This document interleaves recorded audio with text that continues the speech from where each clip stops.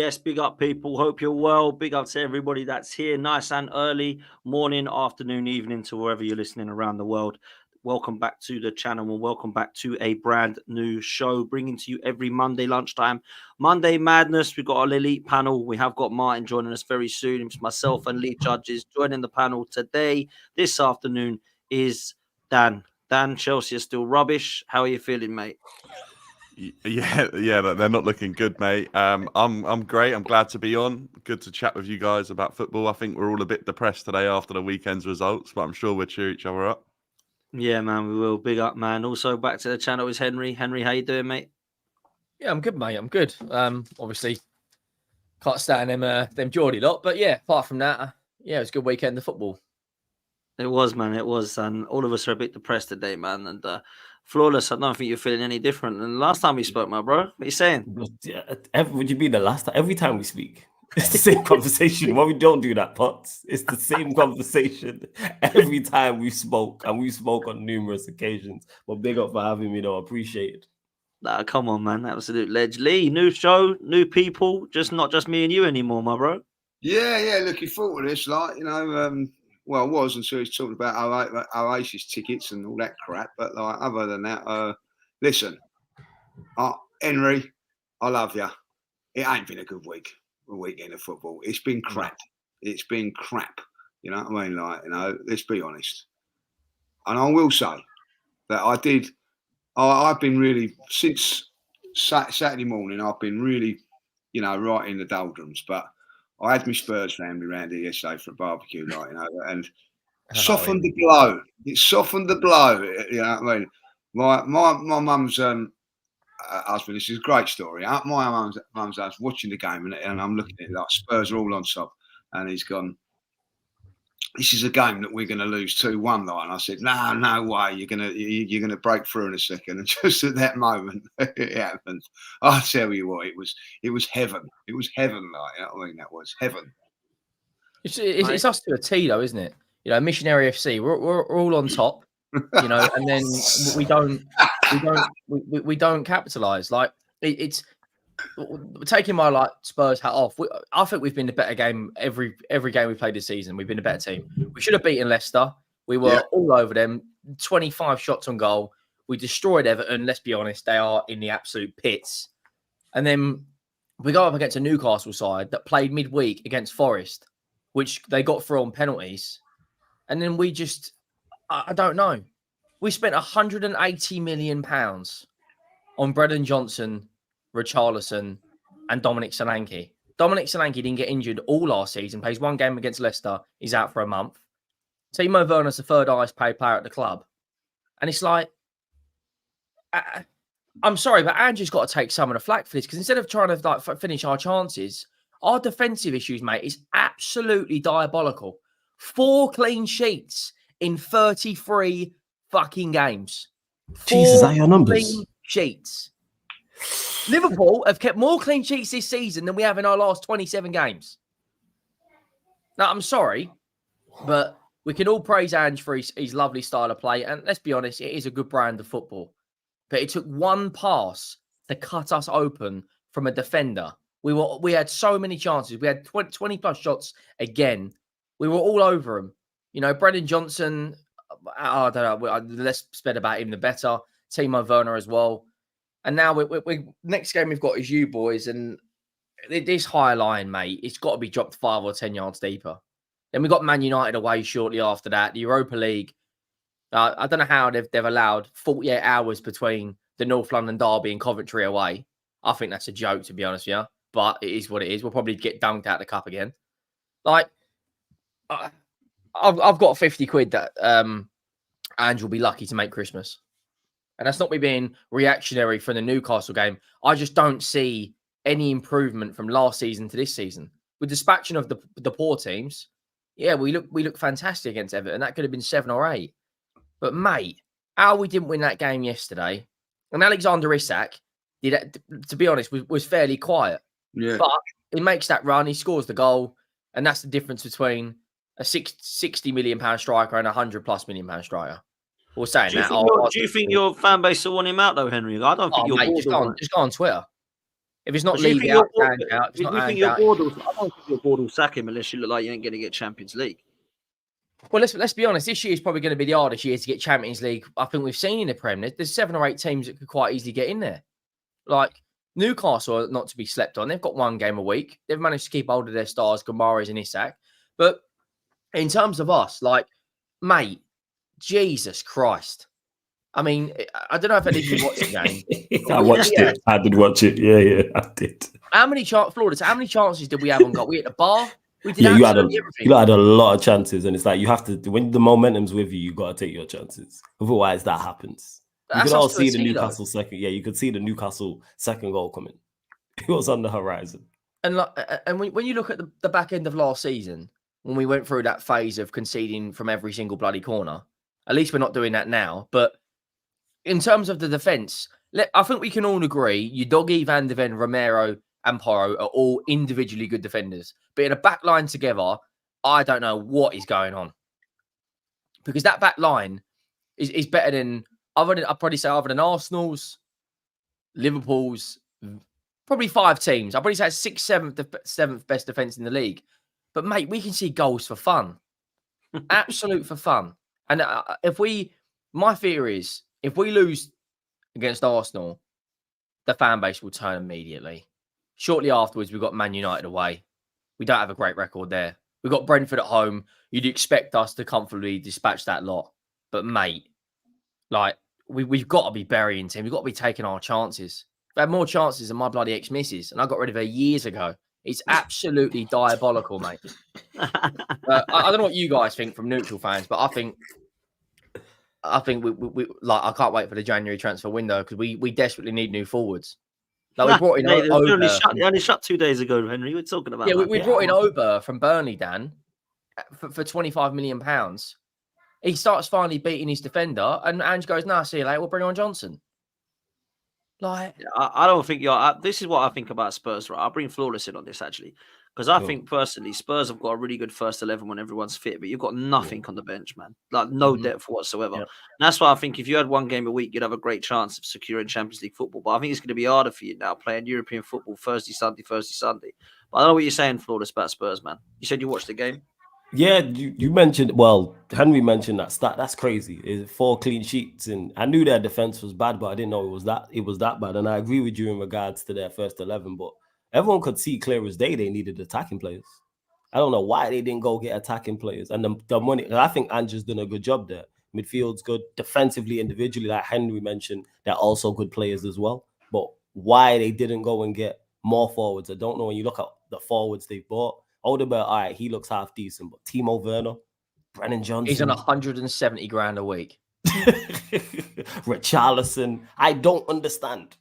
I'd just rather go and get unknowns and maybe it's worked out. But we all know what Timo Werner is not good enough. Brennan Johnson wasn't even Forest's best attacker.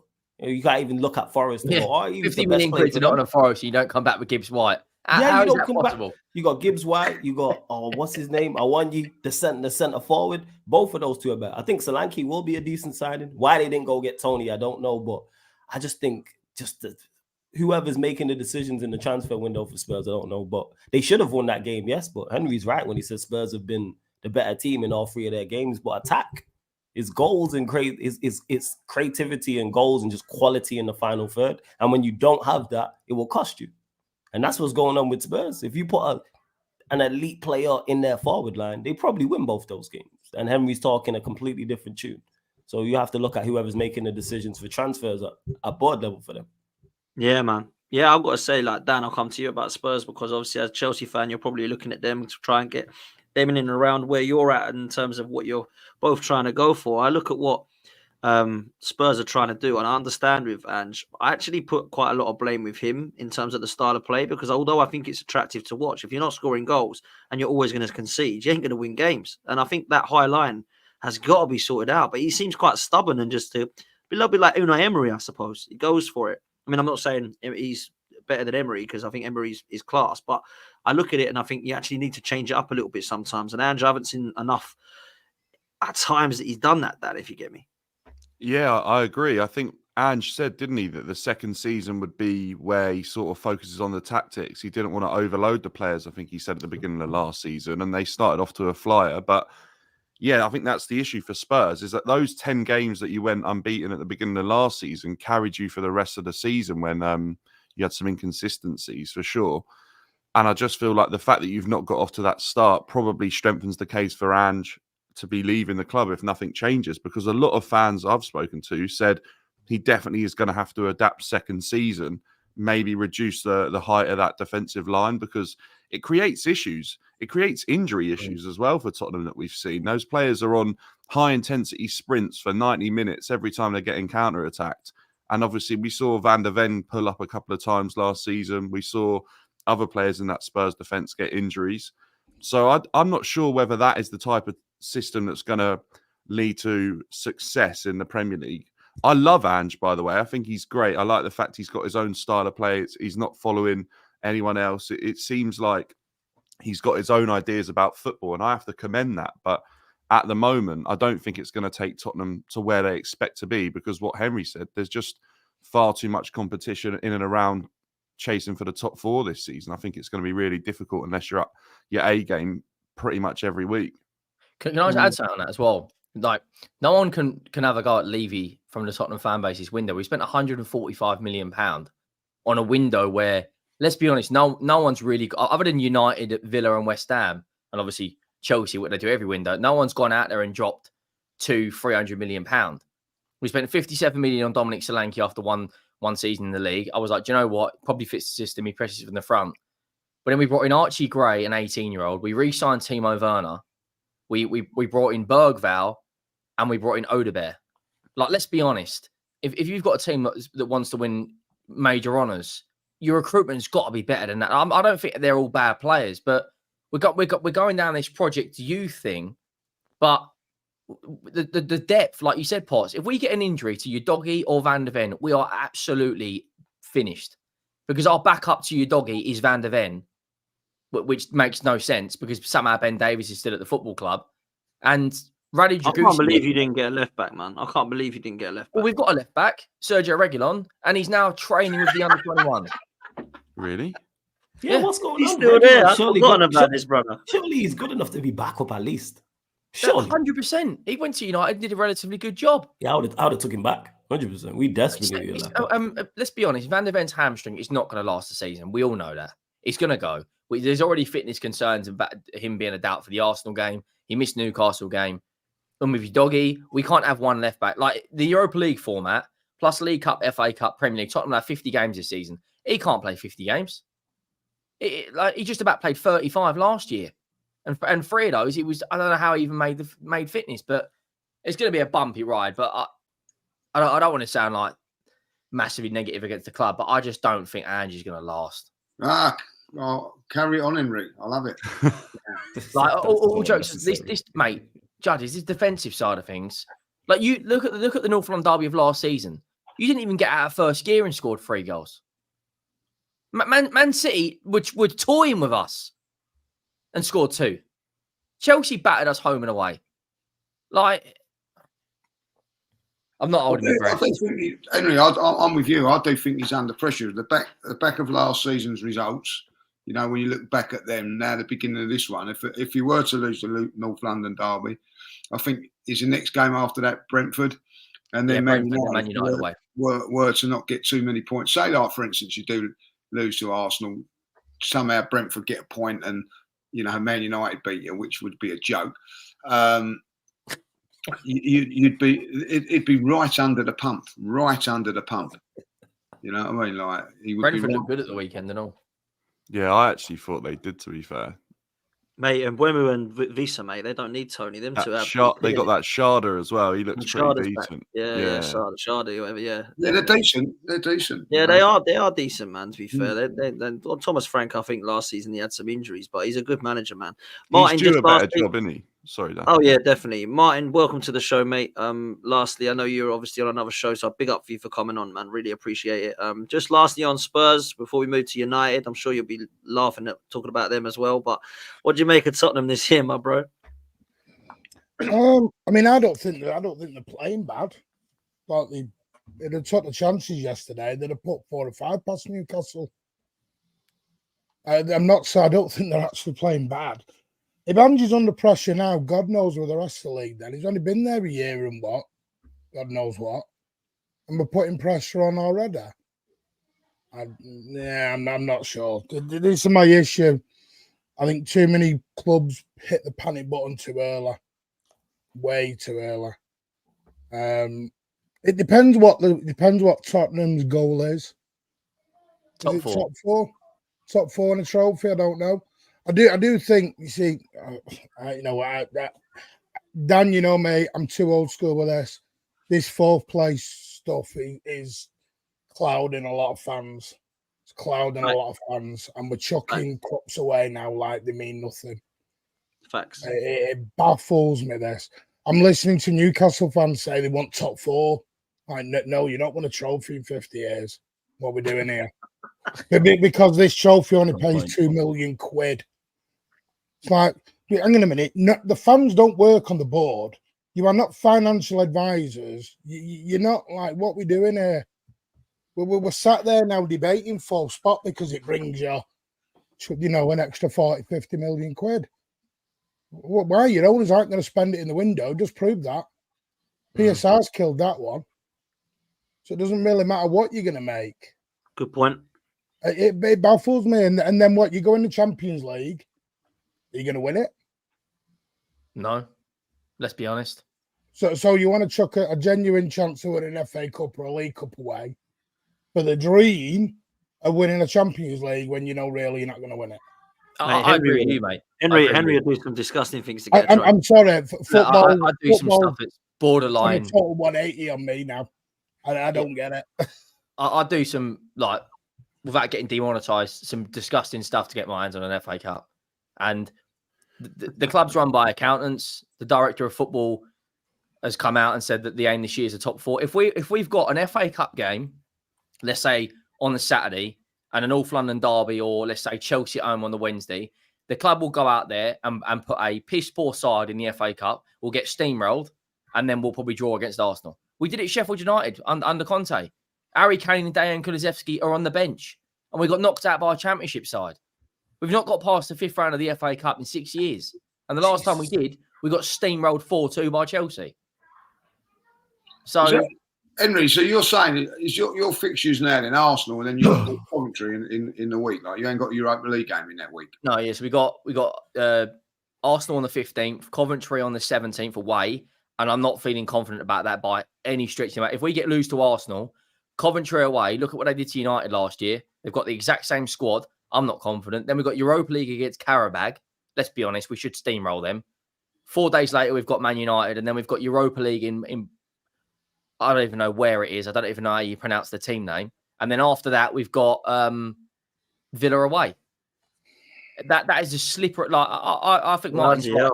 You should give managers more time. But this football club doesn't operate like that. We've had 15 managers in 20 years, and Poch was here for 5 of those years. Wow. Oh yeah, that's crazy, isn't it? I didn't even know that stat as well. Like, yeah, that's crazy. Yeah, you dropping bombs. We had 3 managers in 1 year. At one point, we had Conte, Stellini, Ryan Mason, and then we appointed Ange.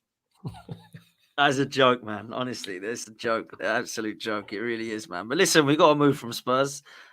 Spurs are dusted. Move on from that, I think. No, mate, joking, Henry. Flawless. Let me come to you, man. Do you know what? When I speak to Flawless, you might as well just like repeat what you said. Yes. Before, and then the time before that, and the time before that. But I can't do that, bro, on this show. So I know how you feel. Yeah. But tell the panel and, of course, the audience what your thoughts were on yesterday's game, because I thought it was a shambles, man. Particularly from Casemiro in midfield. Yeah, woeful. You know, I have someone who's backed Casemiro in the past, but that game there on 2 unforgivable mistakes, and you're not even under pressure. And then the worst part about it is we've gifted them 2 goals, and before they scored them 2 goals, outside of the disallowed goal, they didn't really offer too much. And then once them 2 goals went in, I knew the game was over. Team gave up. The team gave up. It was going to be a wrap, and then we don't have the manager to change it. His idea was to take Casemiro off, put the young kid Collier on, which makes sense, but do something else. There was no plan B. There was no change in system. There was no change in formation. I'm not going to try and do anything and throw another attacker on or throw another defender on. It's like for like. We're getting packed in. The team's giving up, and it's just like for like. And yeah, all that new season optimism and new car smell that people had because of the new structure and the manager getting a new deal and the players we got in, nonsense. This is why I said to you, Potts, when you asked me, where am Manchester United finishing at the start of the season? I said 7th. People looked at me like I was crazy when I said that. We don't create and we don't score. Yes, we'll talk about us defensively because we were woeful in particular in that game. But in the 3 games we've played, we've offered nothing in attack. I was asking people all summer long who thought we were doing anything, who is scoring our goals. We scored 57 league goals last season. We scored 58 the season before. Why all of a sudden are we getting 90 league goals, 85, 88, 75 to 85? I heard all these nonsense numbers, and I'm like, from where? The only attacking player we've added who's actually played well is Xerxes. We have Xerxes and we have Diallo in our forward line. But in regards to the game as well, I thought, again, midfield, Casemiro mentioned woeful. Maino, one of his poorer games, but Maino's a quality player. Our captain, fantastic, who we decided to give a new deal to, invisible. I forgot he was playing in the second half. It wasn't until he made a tackle in like the 65th or 70th minute, I was like, oh, Bruno's still playing. But that's the manager we decided to give a new deal to. It's crazy. And then the wingers as well. Rashford, been useless for a long time. Garnacho, only good off the bench. That's the only way he's effective with his limitations. And Xerxes out there by himself. So that pretty much sums it up. Like, did I predict to win? Yes, because it's Liverpool. Fuck him. You know what I'm saying? I'm always predict to win. I don't like him. They're arch enemies. They're arch enemy. You know what I'm saying? They're numero uno on the list. But it's going to be a long season for Manchester United. I said strapping. I said all this new season optimism. People talking about Ineos and the new structure and the 2 coaches with Van Nistelrooy and Hack, and they're going to impact how Ten Hag's playing. Nonsense. And we're seeing that now 3 games in. 3 games in, and people have already had enough. I know all of you lot here know Manchester United fans. How are they talking about the season already? It's game week 3, not game week 33, game week 3. And we've already had enough. That's why I wrote this season off before it started. People are like, Flawless, how can you say that? Look at the team. We don't have the players to cover for the deficiencies of the manager, and we don't have the manager to cover for the deficiencies of the players. So we have no quality on the touchline, and we don't have enough quality on the pitch. So why are we doing anything of note? Don't let FA Cup fool you. We finished 8th with a minus goal difference, and this ownership said, yeah, that's good enough, and gave him a new deal. These fans wrote a letter to the ownership to keep this man. We finished 8th with a minus goal difference, had our worst ever return in the Premier League, our worst ever Champions League campaign, and got packed in the League Cup. But 1 FA Cup win, and now all of a sudden people are turning, booing decisions. And normally the Old Trafford crowd they don't normally do that. They're very supportive even when it gets bad. And even they booed the decision for when Garnacho got taken off and Diallo came. And Diallo should have started. Why Diallo didn't start, I don't know. But now we're here, and now everyone's in panic and in shock mode. So it's like, it ain't no shock to me how we play. It's pretty much the same team and same players as last season. Why is it going to be much different? Man, listen, I think you're speaking facts, man. Go on, judges. No, do you know what? I watched a bit of the game. I turned it off on it in the end because it was just too one-sided. It's Man United at home. You know, I mean, Liverpool are a decent side. I'm not saying that they're not Manchester City, by the way. They're not a decent side, but this is a team that, on its day, I think Roy Keane summed it up really well yesterday when he turned around. And we had this years ago. We're a cup side. And in a way, it's an insult that you can just turn up every now and then, as they did in the FA Cup against Manchester City and Liverpool, by the way. I know to win the FA Cup last year, they had to beat those 2 teams and deservedly so. But you got to turn up for every game. And like yesterday, you're playing against Liverpool. I don't care what they say. You know, Sky gets on my boobies. I've got to say this, like, you know what I mean? Like, they build it up to be this unbelievable game of football, and it ain't no more. It's not. Liverpool, Man United is not like it used to be. Like for whatever reason, I don't know why. It was just too one-sided. And Man United, you know, trying to give old Tinny. I'm going to be really honest. I'll ask everybody. Did you want Ten Hag to be at Man United? Yes. I kept saying this, judges, to everyone. I said, look at when he got his new deal. I said, sorry to cut you off. Look at the fans' reaction, rival fans. Yeah. Rival fans celebrated. Yeah. Celebrated. I've yet to meet a rival fan who is Ten Hag out. They're No, all can Ten I- Hag. Can yeah. I ask you something flawless? Yeah, of course. You know, at the beginning of the season where they started interviewing, like Yeah. they had 3 or 4 managers on. Mhm. That to me, looking from the outside in, just tells you that Ten Hag's not the manager for these owners. Right? You're not going to interview 3 or 4 managers and then pin him down to a new deal. But is Ten Hag to blame for Casemiro's mistake? I'm not playing devil's advocate. I'm saying, is he to blame for Casemiro's mistakes? Is he to blame for Rashford being falling off a cliff? I think he's to blame for not Dalot not starting. I think Dalot and Garnacho should be a wide pairing. Diallo should have started. Yeah, But definitely. what percentage of blame at the moment is on Ten Hag compared, like Casemiro yesterday? I mean, that's a disaster class. In regards to that, though, is he at fault for those 2 Casemiro mistakes? No. Is he at fault for Rashford's form? Yes, because he's continued to play him. And he said last season, I am going to play Rashford regardless of his form. So what does that do to Rashford? That just makes him complacent, knowing I can drop 0 out of 10 week after week and still keep my place in the side. And what does that do to the other attackers? Knowing no matter how bad this man plays, no matter how well I train well, because we know training's so important to Ten Hag. That's why Sancho's not here anymore. What does that do to them? Where's the incentive to play well? Knowing if I play well, I train hard, I play well in the game, that Rashford's going to start regardless. So that's why I put it down to him. And even outside of that, even if Casemiro doesn't make the mistakes and defensively we play very well and we're solid, we are not winning that game. Our first shot on target, I believe, was in the second half in like the 55th minute or something like that. Mazraoui had a shot from the edge of the box. Xerxes had a shot from the edge of the box. I don't think we had a shot on target. Oh, yeah, we did. 1 shot on target from inside the box, which was the Xerxes header. You should have scored from the other Rashford cross. But do you think anything's going to change when Euro, Haaland and Ugarte are in this 11? Because Euro and Ugarte don't change. What's the worst thing about us is us going forward. That's the problem. Haaland's dusted. Haaland's not it whatsoever. He's not it. Like, I'll forgive lack of skill, but I never forgive lack of will. And when we played Arsenal at home, I was there when Arsenal beat us 1-0 this season just gone. And I watched Haaland. He doesn't make runs. He didn't try anything. I will forgive lack of skill, but I will not forgive lack of will. You're 6 foot plus and quick. You can run channels, and you did nothing. You didn't come short for the ball. You didn't come short for the ball and then spin. You didn't try spinning between one of the centre backs and the right back or the centre back and the left back. You were just out there as a body. So I look at it and I go, I actually like the business we've done. But because the team was so far behind, we needed to do so much more. And it ties back into what I just said about not having the quality on the pitch to cover up for the deficiencies of the manager. This is why all summer long I was talking about the window and saying, we need a striker. We desperately need a left winger. Because this manager's going to give us nothing. He's giving us nothing. Like, is it all on him? Bro? No. But like I said yesterday, you're part of it because you didn't change it. We gave up. We gave up yesterday. As soon as they scored the second goal of the game, Liverpool at home, and the team gave up. I think what's mad is that Ten Hag, man, how the hell is he actually still there?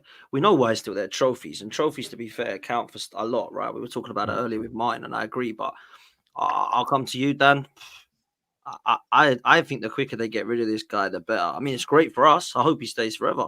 But real talk, if Man United want to get like to a stage of going and winning and challenging, I don't see a style of play from this guy in 3 years. What's happening here? We've just been talking about Ange's style of play. We know Emery's style of play straight away. Arne Slot, to be fair, straight away at Liverpool. You can see now what they're trying to do in a few games. Like this guy, I have absolutely no idea. Don't get me wrong, the players, yeah, I said where the goal's coming from. I was speaking to Flawless for ages about this, where you're going to score goals. He agrees. But for me, Ten Hag, I mean, he's got to hold a massive L here again, man. I think he is absolutely terrible, man. Yeah, I don't think it's been great. Don't get me wrong. I'd take the trophies they've won in the last couple of seasons, though. For me, what's so confusing is I feel like when we saw his Ajax team, obviously Henry saw that team firsthand against Spurs. They looked like a really good side. It looked like they had a clear plan, a clear identity. And I think that's what United thought they were bringing in when they got Ten Hag. But like you said, we haven't seen it in 3 years. I feel like they're getting worse every season, but still managing to win trophies, which I guess is what Manchester United are there to do, but it's not really the trophies that you'd want to be after, and the league form's been questionable. Every time I look at the squad, I don't think they're Manchester United players. Even the recruitment this summer, I think De Ligt is probably the only one that sort of ticked a box for me that would suggest he could play for Manchester United, probably because of the stature of clubs he's already been at. Other than that, I think you're backing a player like Xerxes to come in from Bologna. Like that's not a Manchester United signing. I know he looks okay, to be fair, but I just don't think that's the type of player that you should be bringing into a Manchester United dressing room to send a message to the rest of the Premier League that Manchester United are here and Manchester United are back. There's a good chance that Manchester United finish at their lowest point ever this season if they keep Ten Hag for the foreseeable, because I don't see anything changing, and that just isn't acceptable. But under the new sort of Jim Ratcliffe regime, I wonder who you bring in, because if you're bringing in Southgate, you're better off keeping Ten Hag. I'll tell you that right now. You don't want Southgate coming in. Like, the bloke's got no pedigree in terms of club football, bar Middlesbrough. Like, I would be concerned about who you'd replace Ten Hag with. You've backed him again this window. You've bought in half the players he's managed before. I think it's down to Ten Hag to just get things working, but ultimately he's running out of time. Yeah, Time facts. should be up. Should be up. It would be funny though if they got Southgate. Come on, let's Oh have my it. Nah, God, come on, it'd be judges. Less hilarious. of that, man. We'd all Yeah, be judges, celebrating. come on, It'd be man. even better than Ten Hag. It'd be great. It'll wouldn't be it? fine. It'll be No, absolutely hilarious. I've This suffered Indian enough, coming man. and everyone's like, I've oh, suffered enough, man. Like, I don't need Man. Southgate. Man United are saved, and then Southgate walks in. Gee, can you imagine? Martin, what you saying, bro? Man United, they look dusty as hell, man. You want the truth? Of course I do. United and City have swapped roles in 20 years. Fair. And United, the old school United fans will get me on this. 20 years ago, City wanted to be United. And United were City were always looking at United and going, wouldn't mind their chief exec, wouldn't mind their players, wouldn't mind to be run the way they're run. 20 years later, swapped. Every single time you hear it in the local press here, Sir Jim Ratcliffe, Ten Hag, Omar Barada's doing it. All they talk about is us. Knocking us off a perch, trying to be like us, trying to take Jason. Look at what Jason Wilcox has done. Look at what Omar Barada's done. And it's United have got major problems. And it is quite, to me, United are still a massive football club. You know, when you look at it, they're probably still the biggest in England. They've just got a lot of issues they've got to sort out. What United need to do is, I know everyone going, well, there's no backup for Ten Hag. There is, if you're willing to go. Why can't United go to a Villa? And they're going to hate me for this. Go to a Villa and get Emery out of his contract. Have some ambition. Have some foresight in what you're doing. Stop. You know, I'm sorry. It's like Haaland. Haaland was an absolute Erling Haaland copycat from even the video to when he was introduced. They even copied his intro video. Go back and watch the Haaland intro video. Go back and watch the Haaland intro video. The only difference was one had a blue background, one had a red background. One was a world superstar, one was not very good. That was the difference. They are too focused on us. The other thing is they've got Ferguson sat in the stand. This is not 1999 anymore. Great manager. Let him ride off into the sunset. You watch every time United play football, the cameras to Ferguson straight away. What's that about? How can a club try and move forward when they're not being allowed to move forward? Every time they make a signing, you hear the fans, oh, here we go, United are back. If I hear the term United are back or we're Man United one more time, I'm going to scream. I walk around the city centre here and all I get is, we're back. It's all I've heard all summer. We're back. Do you know who we are? I know who you are because you don't shut up about it. Don't get you anywhere, though. We hella loud. Yeah, we loud still. And the thing is, you know, they won the FA Cup. City went out on the lash. Kanji's admitted that. We were out celebrating all week on the lash. I didn't think we'd be that unprofessional. We were. Which shocked me, peed me off a little bit. But United were the better team on the day and they beat us. United can do stuff. Like, you look at the signings, you know, Luke Shaw, great left back, but why is he still there? He can't stay fit in God knows how long. Mason Mount. They're giving Johnny Evans a contract. Johnny Evans and Christian Eriksen are sat on a bench. Why? Why are they on the bench? Why are they even at the club? What is this? You know, you interview a manager because his role changes from manager to coach. And then what's even weirder was when you look at the transfer signings they've made, it looks like Ten Hag's chosen them more than anybody else has, because they're all Ten Hag types of signings. So I'm like, who is actually in control? Because the Glazers have sat back, and I've said this all along, they've sat back on their 60% majority shareholding, and every United fan's gone, yeah, Ineos are in charge. Okay, if you want to believe that, you believe that. Do you want to believe Ineos with their 20% are in charge of your football club? You believe that. You don't know how businesses work. Because what they tell you in public is what you believe. Glazers are still running that football club and always will run that football club until Ineos get fully in. See, Jim Radcliffe's come in. Just listen to his interviews. It's like watching Mr. Magoo doing interviews. Have you go and watch him? Hasn't got a clue about football. Great in the business world. Football, not got a clue.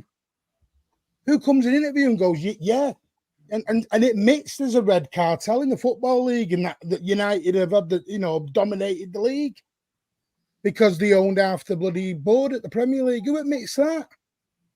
You don't admit that in a public interview. I don't. United have got bigger problems than a hole in the Old Trafford roof. Much bigger problems. And until they seem to think that a few signings on the pitch fix it. There's a lot more, there's deeper problems there than people realise. Big up, man. Listen, I thought that was facts. Like I could see Flawless like nodding. He couldn't even come back and disagree. I was letting my cook. I didn't want to interrupt. So that's why I was just that. But yeah, pretty much spot on. Do I believe I think Ineos are controlling the footballing side, but Ineos is incompetent. This is why when people talk about Ineos cooking and all this type of stuff, I don't like it. The signings, like I mentioned, I do like. Yes, I like the window, the incomings, and the outgoings. It's the most money. It is the most money we've ever made in the Premier League era. But I don't like the manager. From when they kept Ten Hag, I was like, okay, you lot ain't serious. That told me all I need to know. Show me who you are, because that was a conversation before the FA Cup. Was if Ten Hag if United win the FA Cup and they keep Ten Hag, would you take that? I said yes. One, because it's a trophy. Number one, I'm all about winning trophies. And number two, show me who you are early. So the fact that FA Cup masked over everything, and they said, you know what, this is our guy. We're gonna give him an extension. Cool. And I don't hear about there's no managers out. Nonsense. Because you interviewed one of them. And even the fact, I've said this before, that they interviewed Tuchel to me was a problem. People, they didn't get him. Well, you didn't get him. I don't give you credit for putting out fires you started. Bayern Munich determined him not good enough. I'm not with it. I'm not with it. Man, anyone on the panel believes Man United can get top four by a show of hands? Yeah, I still think they can, to be honest. No, we can't judge it. Stop it, man. No. Stop it. I'll say this, right. They should have beat Brighton. They was in the ascendancy against Brighton, and it was just poor defending. They got to just sort out. You know, old Tinny Hag, he's got to coach a team to defend. He's got to go. I think if they got more chance, Judge, of getting top four if they get rid of him. Against the top. Yeah, forget all that. Who's scoring our goals for us to get top four?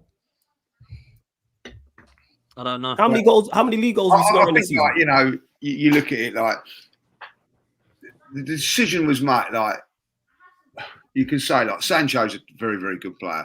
We're going to go on about him. Like Dan will see that in the next few weeks. He's a very, very good player. They've got Rashford that's not playing under this manager. When you look at, so you think you've got two massive assets there in Rashford and Sancho, potentially one. And one who should be in his prime. They're not playing for the manager. I don't care. I think Rashford's a very, very good player, but he hasn't played for Man United now for a year and a half. Why? That's the Rashford way. Used to be before this season. Look at his numbers and performances. One good season, one bad season. One bad season. You get rid. We should have. That's why I let Martin cook in regards to having players here who shouldn't be. Rashford has been here almost 10 years and averages 8 goals per season. He's just not very good. So then you know you're at him. And I just think that you know that Man United will. At the end of it, Man United have got good players. And they have got good players. You know what I mean? So the end of it, I think that they'll be all right. But if it carries on going over, who's their next game? Mike, I even say it with a straight face. We played Southampton away. You don't even believe what you're saying right now. You know what I'm saying? You look at the smile on your face. They beat Southampton. Why are you so confident we're going to beat Southampton? What judges let me know where that confidence comes from that we go and beat Southampton? You got better players. I hear that, but we got better players, quote unquote, than Brighton and couldn't beat them. Well, I've got to say, you know, I think Brighton are a decent side. Do you think United have better players than Brighton? Yeah. But a lot of teams have got better players than Brighton, but Brighton do the business. You know what I mean? Like, yeah, you we've know, seen that against you lot. Have you noticed with Brighton and with Arnie Slot, they've been there 5 minutes, and you can already see patterns of play. You can see the style they want to play. There's a unity and a together in the fan base. I think what Martin said about City and the United roles reverse is absolutely spot on.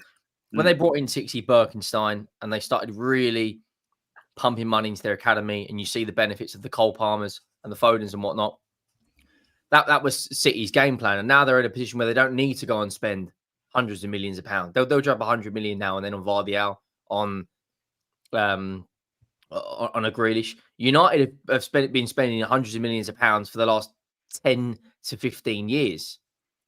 But when Man United when they spend a lot of money, how many of their signings actually materialise as a good player? The recruitment in that football club has been diabolical.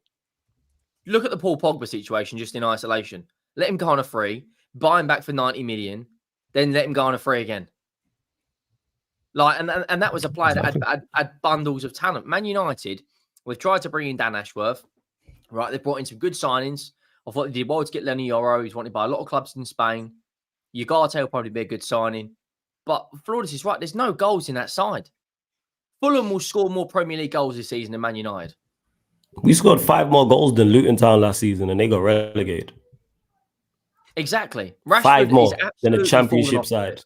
But this is the same team with Xerxes in it that all of a sudden is magically going to score us a barrel load of goals and create.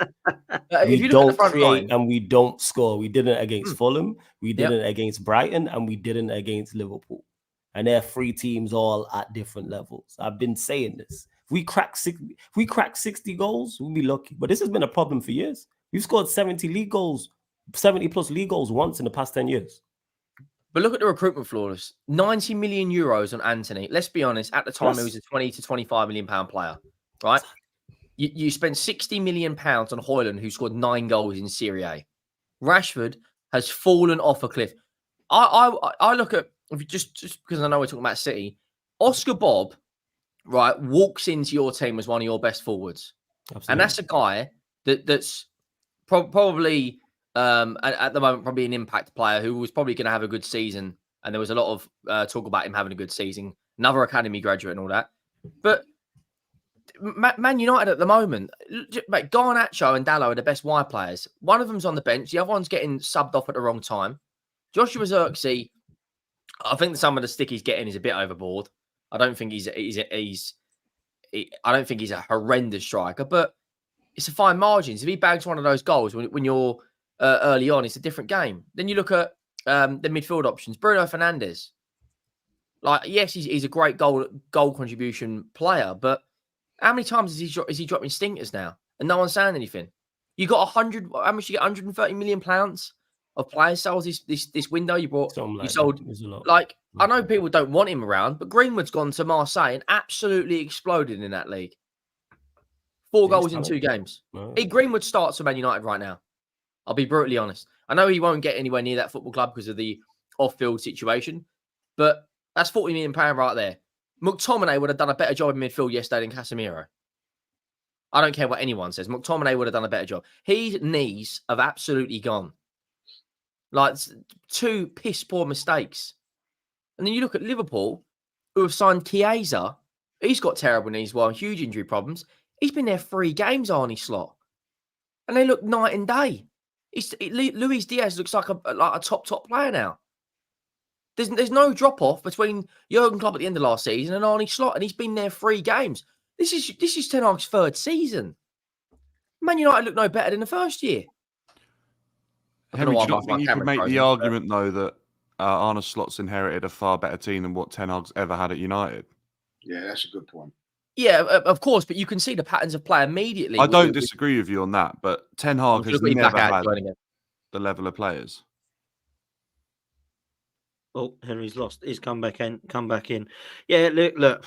We'll move on from Man United. I think we all agree on one thing. It is going to take a lot of time for them to improve because I've seen enough to know that Ten Hag ain't good enough. There's no say louder for the people in the back, please. Please, I beg. Honestly, I don't know what's happening, man. What happened from like when you finished 3rd that first season under Ten Hag? Where's this decline come from? What has changed? Pressure. That's what got to purely pressure. I think it's purely like because then because the bar was on the floor, people forget where we was at. It was coming off our worst ever league season. It was under Ollie, 7th. The place was in disarray. So that the bar was on the floor for expectation. So it was kind of like, well, just take someone who makes us a cohesive unit, competitive. 6. I was saying I'll take 6 right now when he first got here. We did much better than expected, finished 3rd, won a League Cup, defensively made us solid. So it's like, all right, cool. Now the second season, we're expecting you to kick on. And also the switching style, because we was pragmatic, which I didn't really have an issue with. And he decided to go away from this pragmatic style. That window was horrible. That second season window was horrible. Mason Mount is still one of the worst signings we've ever made. Still don't know why we signed him. Don't get it whatsoever. Makes no sense. And then he just went away from everything, falling out with people, etc. And yeah, just pressure. That's what it is. People understand like that Manchester United hots. You are under this microscope 25/8 at Manchester United as the manager. Everything you do, everything you say is under the microscope and is, what's the word I'm looking for, is investigated and critiqued to a T. Even a pre-match interview, like anything you say and it's blown up. And we see it. That's why he'd be talking all this rubbish in post-match interviews and things of that nature. But it's get rid of him. Are these players great? No. Are they better than Are they better than this? Absolutely. They're definitely. Do you know what it is? Sorry, Lawrence. It's cool. I'm going to be straight. I'm going to be straight. I'm going to hit facts. And this is football fans in general. Go on. The City fans will do it when we stop having our when City stop having their time. Mm-hmm. You get this entitlement as fan bases, and you get this thing of it's like United fans have never accepted when they look at the table and see 8th. They've never accepted it. It's like you know, and then when they make a signing, all of a sudden they think they're going to jump from 8th to 1st. Facts. Just like that overnight. And I've seen it in some of the Liverpool fan base. I've seen it in the Arsenal fan base. I know I'm going to see it in the City fan base because you get very comfortable. You get very used to that spot. And then one day, and this is why I always say I cherish every single day right now with what I'm watching because I know this can all end like that. Yeah, football goes in cycles. So I hear what you're saying. And the thing is, United fans have never accepted where they are right now. It's like they've put just a front on and they've gone, no, we're not there. Because honestly, if I go back and I watch all the United channels and I put on all their previews, they are rinse and repeat of every single last 5 years. Mm-hmm. They've spent money, they're back. Because it's the new car smell, man. And then that's what I said all preseason. It goes off the cliff again. Yeah, it's the new car smell. That's why people thought, and I've seen this happen now for every preseason this happens with us. Because we haven't played for so long, people forget how bad Manchester United were. Then we make a couple new signings, and it's like all's gonna be great. And especially when you keep the same manager. Now, if we had a new manager, I would understand the new more optimism. Because the league isn't great, I don't think, in terms of quality when we're talking about competing for top 4 and finishing in the top 4. We've done it under this manager. But you have to just I can a lot of fans can't separate their love from the club. I can separate my emotions and attachment to the club and just look at it logically and go, we ain't doing nothing. We're not doing anything of note. Can we get a domestic cup? Yes, because we've shown that. Forget about Europe, but can we win an FA Cup or a League Cup? Yes. But it's not going to be a good season. And in particular, like I said, goals. We don't create, we don't score, we haven't addressed it. It's not going to drastically change. And I was told, you're just being negative. All right, bet. You see the first 3 games. Facts, man. Facts. No, big up, man. I love that you say it how it is. There should be more people like you. Listen, before we go Man City and Arsenal together, Dan. Dan, I gotta go. Love for Yeah, having flawless me. love, man. Love all flawless. the whole panel. Yeah, salute to you all. Yeah, Cheers, catch Ross. you all next week. Bless Love up, bless up. Love, man. See you next time, bro. Yeah, nice to have a decent Man United fan. Oh, that's about the first Don't one. get many. Nah, Flawless is a real one, man. He says it how it is. He's a winner, man. He grew up winning. You know what I'm saying? Like, he's what it is. Now look at the state of him. It's an absolute mess. Talking of an absolute mess. No, I'm joking, Dan. Chelsea, Palace, 1-1. Didn't buy a striker in the end, like us, which we'll come on to later. And Jackson's missing chances again. I know he did score, but he did miss chances. I think if he would have put them away, then I think you would have won the game. What did you make of it? What have you made of Maresca and the start that Chelsea have had, man? Yeah, it's been confusing for me, to be honest with you. If I'm going to be completely honest, I think there's been 45 minutes of football in the second half against Wolves that have absolutely blown me away. And other than that, I've been really confused by the style of play. Maresca comes out constantly talking about how he wants to be patient in his build-up and play in this certain style that keeps the ball and we progress the ball with accuracy and obviously do it into this possession-based football and a complete change up to what we saw under Pochettino. But there's no argument to be like every single time I've seen Chelsea look good this season so far, it's been on the transition when the game's open. It's the complete opposite to what Maresca's asking the team to do. If you look at our chances yesterday, 90% of them arose when we hit them on the counter-attack or in transition. They're not coming from breaking down a low or mid block, which is Maresca's idea of football. So I'm baffled by what he's saying compared to what I'm seeing on the pitch. I saw Caicedo play the game pretty much at centre-back in possession yesterday. Gusto played as a right-sided number 10. Fofana played as a right-back. Enzo Fernandez on the left side of an 8/10 role. Completely removed anyone from the midfield. The second half, Glasner got the idea of what was going on and completely manhandled any of Chelsea's attempts on goal, really, yesterday. I thought Jackson was okay. He scored his goal. Obviously, it's the easiest chance he had all day that he scored. But I'm not going to put yesterday on him. I don't think he was the real issue. Look, if Osimhen scored, if we'd got him and he scored those chances yesterday, then that's why we've paid that amount of money for him. But I don't even know if any other strikers are putting the sort of chances that Jackson had yesterday away as an absolute guarantee. Maybe your Isaks of the world or your Haaland, but look, let's be real. Jackson is nowhere near them, and I don't expect him to put those chances away.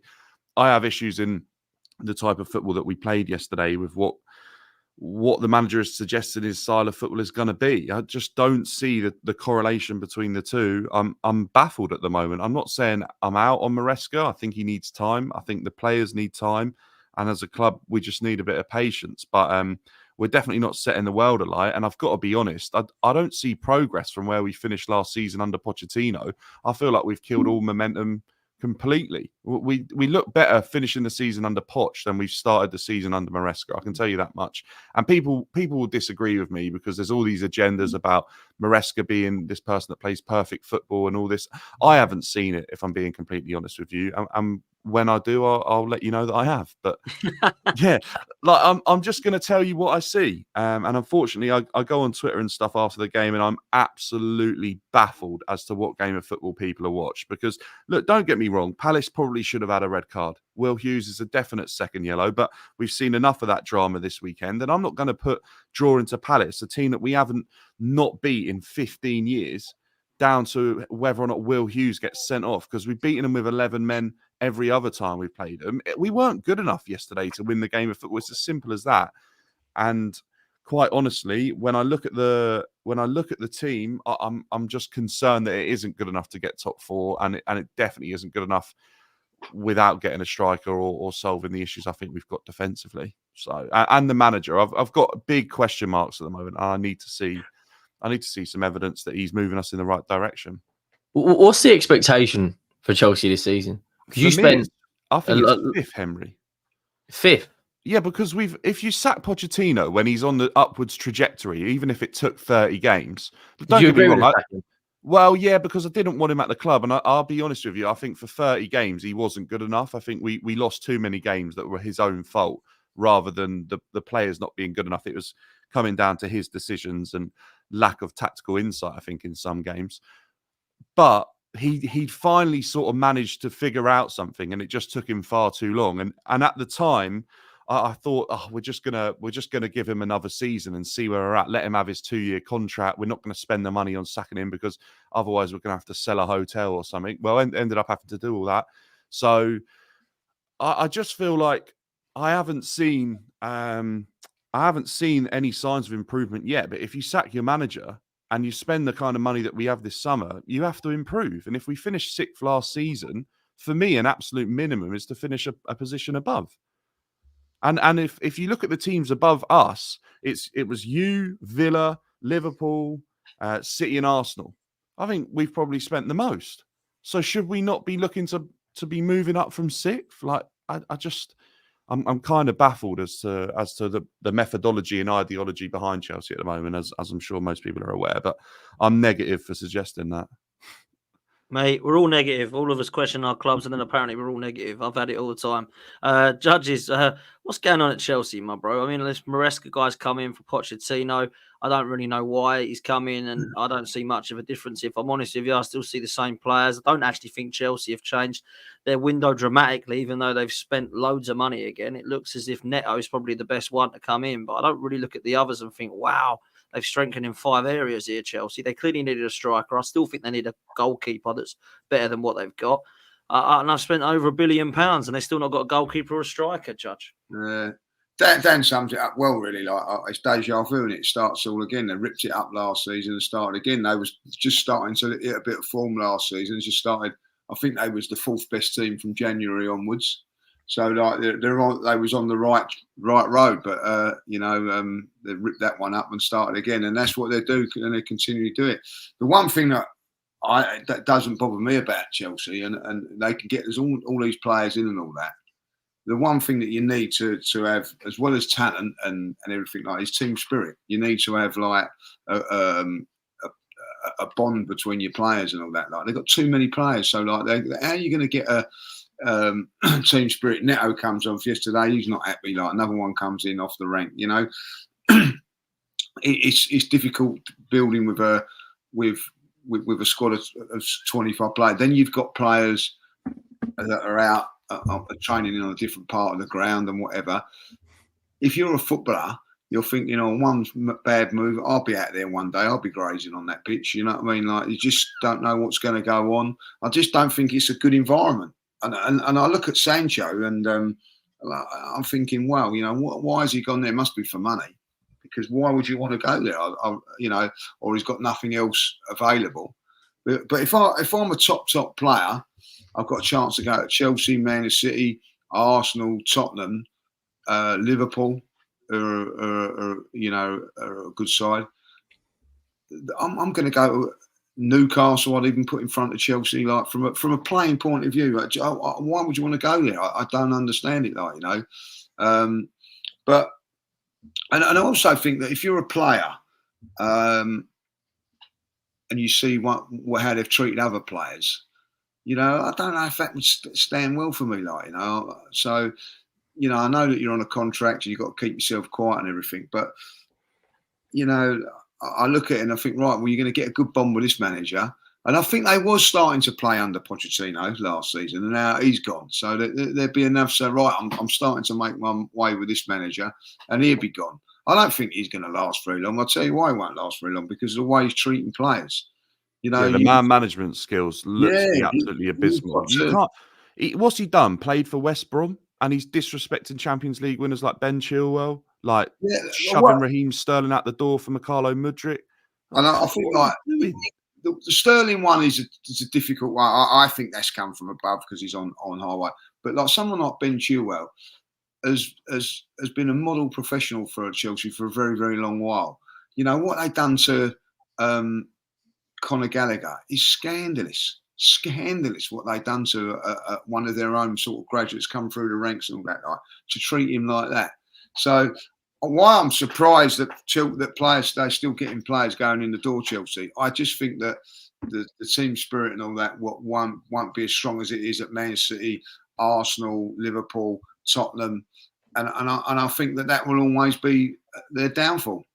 And I'm sorry, Dan, but long may it continue. I love it. We all love it. We all love it, man. Dan, let me ask you quickly, right? Where do you see this Chelsea squad in terms of where it is in the league? If I said to you, who's got the best squad in the league, where would you put Chelsea? Third best, fifth best, sixth best, fourth best? Like, because, you know, a lot of people say to me that, man, it's a great squad still, you know? I think there's a lot of talent in there, but I think it's difficult, isn't it? Because I think if you just look at the players as individuals, I think it's completely and utterly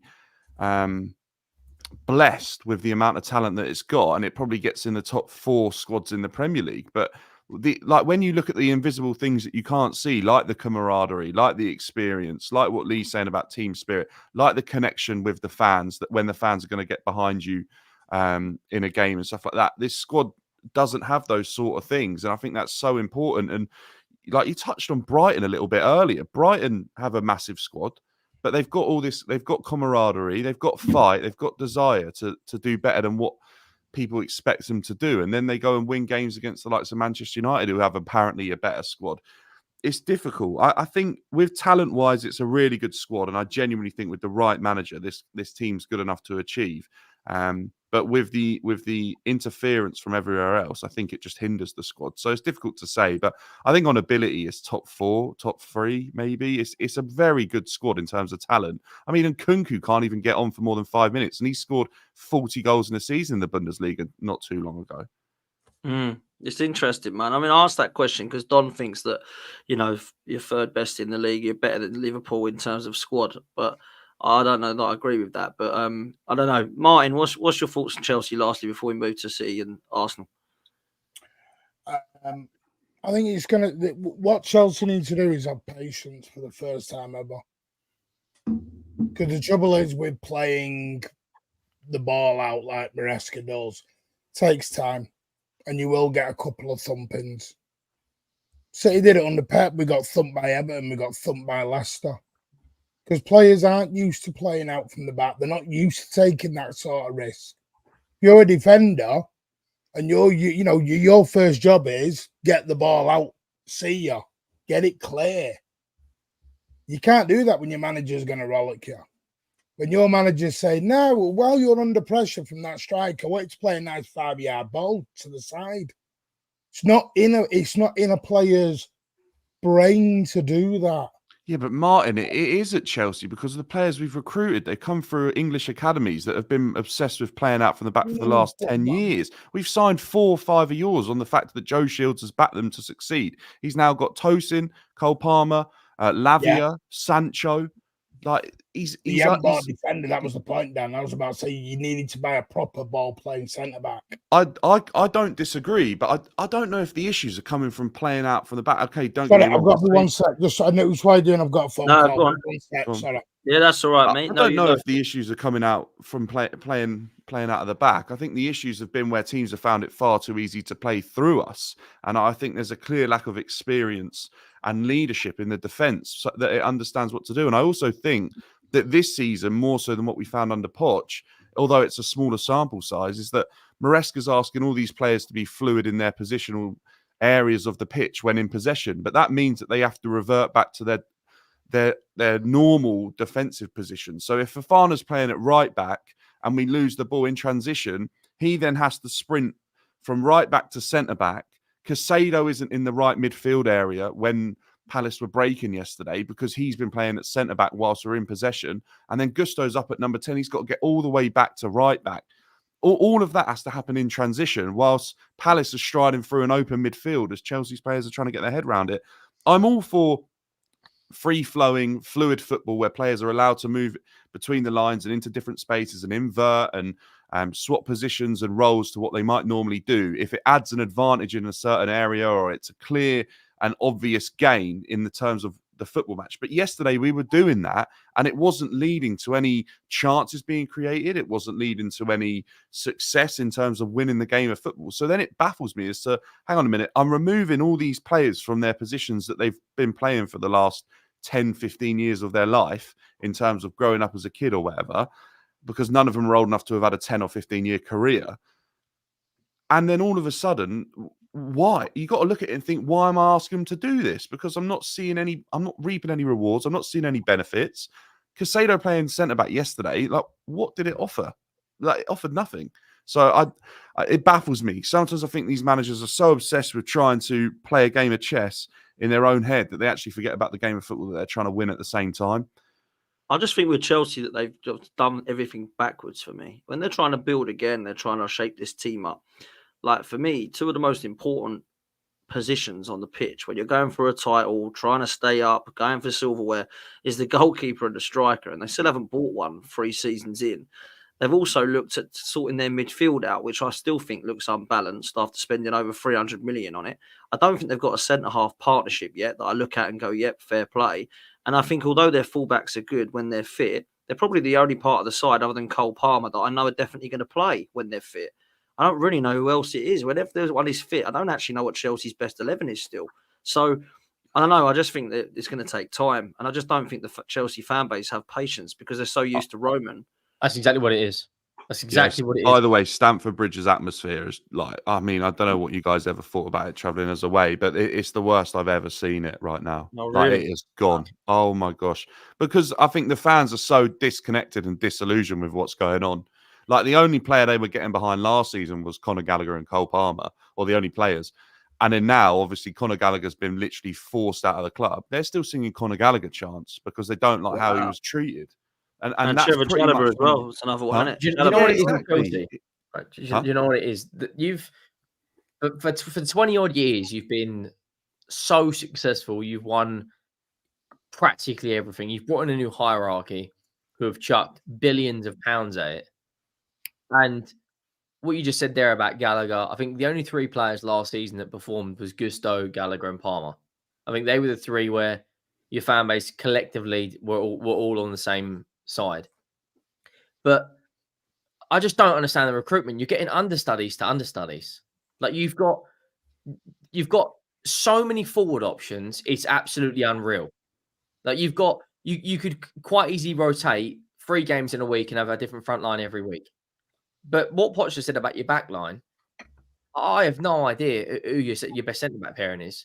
And that's what every good team has to start with, a solid back line. That's the reason why Arsenal have been so good in the last year, because their back line is ridiculous. Like, your midfield, what Poch just said, £300 million on Lavia, Caicedo, and Fernandes. I'm going to be brutally honest. I don't know what you guys think about Fernandes. I think the quicker he goes, the better. I don't know what your opinions are, Dan, but I think the guy is like, is he a 6? No. Is he an 8? No. Is he a 10? No. Is he a central midfielder? Yes, but in the right system. And is he an athlete? No. Like, what attributes does he have? Like, he's not, though. Because he's won a World Cup. Everyone was telling me last season that it was Enzo Fernandez was carrying a hernia injury. It was the reason he couldn't run. But, well, he's just gone for surgery, mate, and the guy still can't move. He looks like he's stuck in mud. Like, you boys think Jorginho's slow? My gosh, Enzo Fernandez, it's on another level. People were telling me that Enzo Fernandez came in, he's going to replace Jorginho. Enzo Fernandez hasn't got close to what Jorginho did at Chelsea, and people slated Jorginho. Like, Henry, you're bang on, mate. Like, the recruitment is ridiculously confusing, but I think the whole idea is that a huge amount of the players have been bought in as an opportunity. Like, we're looking at, we bought in Angelo, who's been on loan at Strasbourg from Santos, I think, something like that. 17 million. Never played in a Chelsea shirt. We're trying to move him on to I think Al Hilal or Al Nazer for like 33 million. That's what your whole system is about now. That is literally it. So people. Well, that David Washington guy went to Strasbourg, didn't he? For like, he's fallen through, and he's on a plane to Brazil. So I don't know what's going on there. But I honestly, I'm not. I shouldn't laugh. I sat in a stream for an hour last year with Don telling me that Angelo's going to come into this Chelsea team and rip it up. Oh, what? Because of the Y Scout? The Y Scout. And he's being moved on for £33 million. This is what I'm fed up with hearing. Sorry, can I just, Dan, what was I explaining before? I totally get what you're saying. I'm just saying, you look, I think I've said this to you before on another show. when Pep first come in, his first signing was Gundo and Stones. Because he needed that ball playing centre back. Because if you've not got two things you need to play that system, he's a ball playing goaler, and I don't know if you've got enough of them. You've been I'll give Sanchez his about credit. He's okay with his feet. He's okay. He's better than what. And then, to me, you needed that. Whether it would be a Braithwaite or someone who could come in, funnily enough, he's at Everton as well, who can come in and play. I don't know. It's a weird one, but again, it's just that P word. It's patience, and it's whether Bowley and the board are going to give Maresca the patience to do it. But I'm totally with you. I wouldn't have sat Poch, because Poch was already on the way. He was showing some remembrance of, right, we're starting to gain a little bit. Because I think, and tell me if I'm wrong here, Chelsea were one of the strongest teams to finish in that league at the back end. Yeah, definitely top 4 on the back and of March. And then you turned onwards. around and ditched him. I don't think they're going to give him the patience. Well, they have to. They're never going to move anywhere. They have to give him the patience. If they've given him a 5-year contract, though, they have to show some sort of patience. To be fair, I think they gave Poch more time than he probably deserved. And in the end, he ended up showing that it was the right thing to do, because ultimately... And then he sacked him when he started. Yeah, exactly, which didn't make any sense. But maybe they felt like Poch had done all that he could do in a year instead of 2. I'm not sure whatever happened with that relationship. But Martin, you're saying about this style of playing, this system that Maresca's asking them to play. I'm not seeing a similar system to what Manchester City and Pep Guardiola are doing. No, you won't do. That's my point, Dan. For the first 6 months on the mate, I'm not even seeing an intent. I'm not even seeing an intent to deploy a similar scenario in terms of how they play. Yeah, but Martin, you're saying that, yeah. But Arne Slot, albeit I've already mentioned the quality that he's inherited in that. Like Henry said, in 3 games, you can see a clear and evident style of play. Same with Brighton as well. Exactly. This guy's 31 at Brighton, and he's someone made a point on 6 years younger than James Milner. He's Liverpool crazy. Still, our Liverpool, and this is really going to kickstart some Liverpool fans, and I don't mean it. Our Liverpool still running on a Klopp crest. No, they're a completely different outfit. They look different defensively. They look like their style of play is completely different. They're more patient in their build up. They're more incisive with their play. They're going through the lines more than they were with. I don't know the answer to Chelsea, mate. I wish I did. What I'm saying is that Maresca's sort of convinced everyone that he's going to play this style of football that is going to be similar to Pep. And he's a disciple of Pep. But it's nowhere near that. And someone like Arne Slot's come in, and he's already showed in 3 games that his football's going to be a lot more similar to what Man City might be playing than Maresca, who's apparently worked under him. I'm just not seeing a similar style, like, at all. And people are trying to tell me that it's there, but I'm sat there watching the game, and it's not happening. I think people are convincing themselves that there's this unbelievable football going on in front of their eyes. And then you literally put the game on an hour later, which is Man United Liverpool, and you watch Liverpool play and you go, that's entertaining football. I think we can all sit here and look at Arne Slot and think all of us clubs here that are this trust the process manager, Arne Slot's walked in 3 games, and it looks a completely different Liverpool side maybe. I think the problem is, though, Dan, is people are thinking, like, I don't know why anybody who's worked with Pep, you get a job. Basically, you get a job, and then they all think you're going to just play Pep Guardiola football. It's crazy to me. I said this to you before, Dan, loads of times. You're all trying to be Pep. You're all trying to be us. Everyone is trying to be Pep. Well, because if you can't beat them, join them, right? That's exactly what it is. I don't know. Maybe it's that. I don't know. That's what it must be. I've seen Vincent Kompany get destroyed by Burnley and be offered the Bayern Munich job. Even Ange said it. I'm just copying Pep, mate. This is the City master plan. We're offering it all out everywhere. That's what Arteta's doing now. So there we go. Out you go. Easy. Honestly, man. Martin, even before he was there, people were obsessed with how he's got his team to play at Barcelona and Bayern Munich, and all of a sudden, as soon as people started seeing the benefit that had on the Spanish national team, the FA literally ripped up their plans for the next 10 years that they'd released. It was a year old. And they went, oh, hang on, we've got to copy Spain here. And they literally ripped it up and put out a whole new English DNA of football that they've been trying to work on for the last 10 years. Yeah, and now that's outdated. People have been obsessed with that style of football because it was different. It's changed football. I say this. This is why it's the best ever for me. It's changed. But it doesn't even play the way you're all playing now. This Yeah, is what makes us exactly. He's laugh at always City. one step We all ahead. sit It's there like and we I've go, said this. but It's we're like not even copying playing someone's that homework. style now. We've gone back to let's go attacking more directness now. But we've actually stopped the slow build up now. You look more clinical than I've ever seen This Man is what's City at the moment. baffling me. And like you said, but when you think you've got the answer to Pep's question, Pep just changes the question on you. Goes, all right, I'll change it. I'll deal with this now. With that robot Genius, you got mate. up front as well. Like That's enough of Man City. Let's move on. Genuinely, City this year have sold Alvarez, brought in Savinho from Girona, who looks a good player, brought back Gundogan. They spent £30 million and they look as good as ever. They look stronger, man. They look stronger. One of their best attackers. Like Erling Haaland, we need to start having serious conversations now because this guy, I'm going to be brutally honest. I don't think he's a better footballer than Thierry Henry, but I think this guy is the greatest striker I've ever seen in the league. His level of finishing, that second goal against West Ham, I don't care if you've got 3 goalkeepers in that line. He is absolutely ridiculous. 65 goals in 66 Champions League games. 65 got 104 goals in 103 games for City. 70 goals in 71 games for Dortmund. He averages a hat-trick every 9 games, Henry. He will go down. He will go down as the greatest goal scorer ever. He won't be the best Premier League player ever. No, I don't think he's better than Henry. You know what's really scary here? I know we've probably said, so I didn't mean to do it, segue into City, but no, it's good. Smooth. The scary thing is, he is better. I mean, West Ham on Saturday, he was running. There was one where we lost the ball in midfield. He ran all the way back and got it, won it, and it was something he wasn't doing. But it's like he said, he's fit now. 3/4 of last season, he was injured. He was playing with painkiller injections in one of his feet anyway. So that second goal is a perfect example. He would never have hit anything like that. He wasn't hitting shots from outside of the box a lot last season. Because if anyone's played football, if you got pain in your foot, you hit it with any kind of velocity, you're going to get instant pain. That's what he was getting. So he was having to sort of snatch at them or take things a little bit closer to the goal so he didn't have to wrap his foot around it.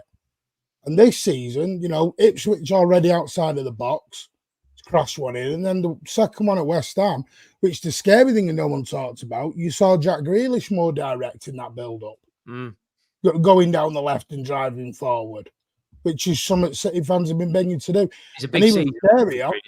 And I'm sorry about this, but at the moment, there's no Rodri, no Ake, no Stones, no Foden, and no Kyle Walker in any of the 11s.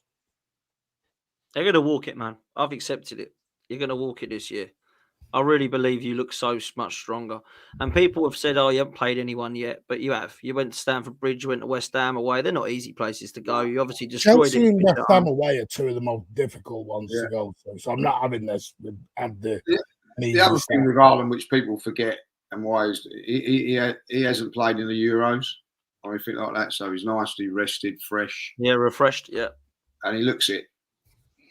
And the thing is, we've changed. We're not, and the thing we've got in our arsenal right now is, for the second half, we had about a 10-minute spell when West Ham were on top a little bit.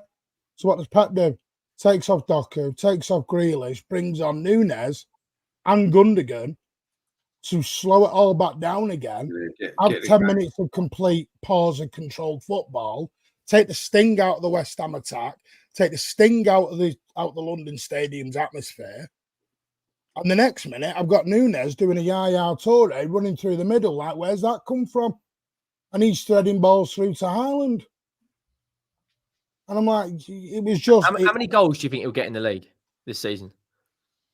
Who's the team or Haaland? Haaland. I think he'll break his record. I was going to say, do you reckon he'll get 40?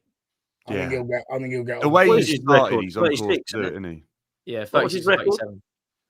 Can't remember. Whatever he beat Salah's record in his opening one. And I think he'll get 35. If he stays fit, I think he'll get 35. At the moment, he's scored 97 goals in 96 games.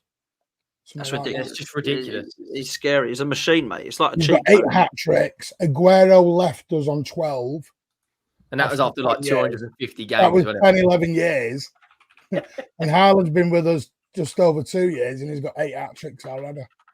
But this is what I meant about the Arsenal thing, Dan, when we talk about it. I still think Arsenal needed that proper goal getter. That Of course proper we did, bro. Of course we striker, did. that proper I've been guy. saying this.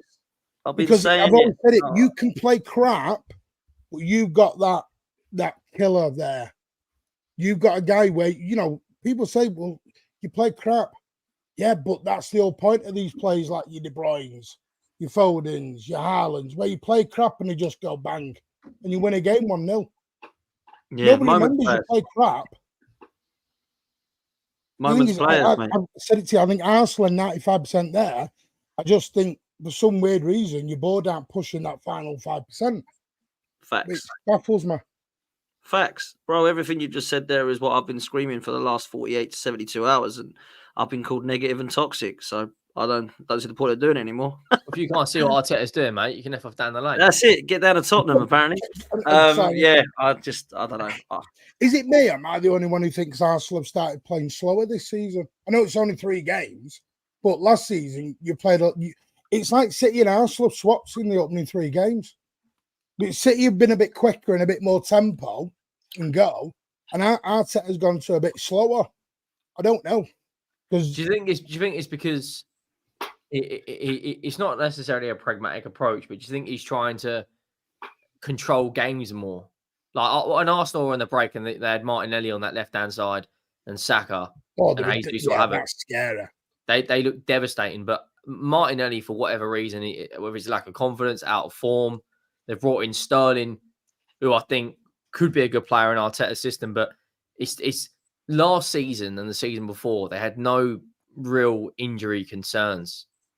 I'm not so sure if that midfield, like if you look at the North London derby coming up, it's probably going to be Jorginho and Partey.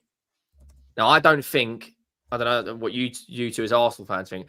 I think they can't go match the energy of Tottenham's midfield. Forget Henry, control. Dan, I know you got to shoot, bro. Thanks so much for coming on, man. Big up. Yeah, pleasure, guys. Cheers for having me on. I'll be back. Cheers, Cheers Take guys. care, mate. Have a good one.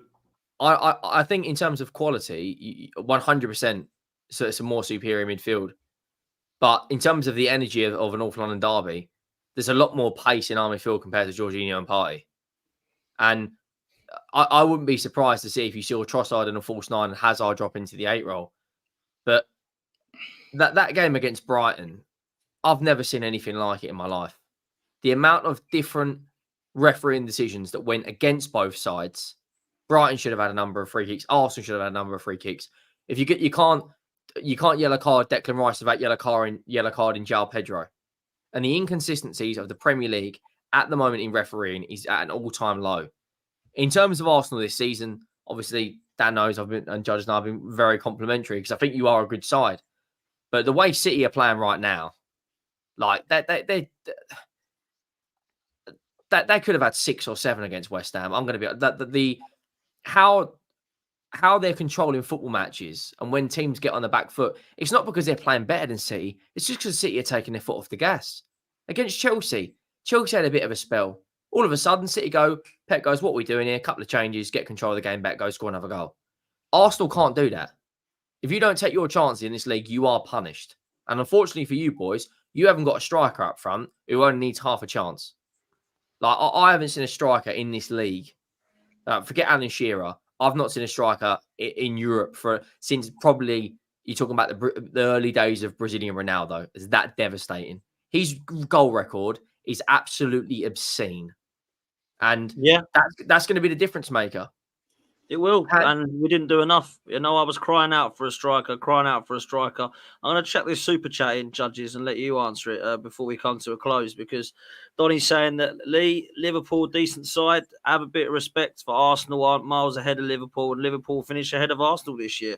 I don't know what you think about this title race this season. It's very, very early. Manchester City look electric. Liverpool started well. Arsenal started with wins, but obviously the weekend we got the red card decision, which you and I have spoken about. I'll get Henry and Martin's thoughts on that very quickly before we close. Do you think Liverpool could be a threat this season, Judge?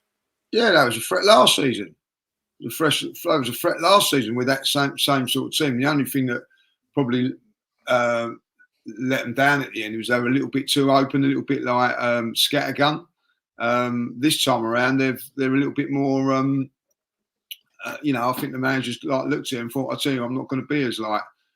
We had games like that when it was like 3-2s and things like that, you know, like 2-0s, 1-0s, they're the ones that you want. So, you know, I don't know what it's got to do with Arsenal that Liverpool are a decent team. You know what I mean? I've always said that they're a decent team. So, and totally walked a game at Old Trafford yesterday. I haven't seen Arsenal do that, by the way, for a long while. Different, you know, circumstances, I know. But from my point of view, I'd like to see us go to our local rivals and have it that easy.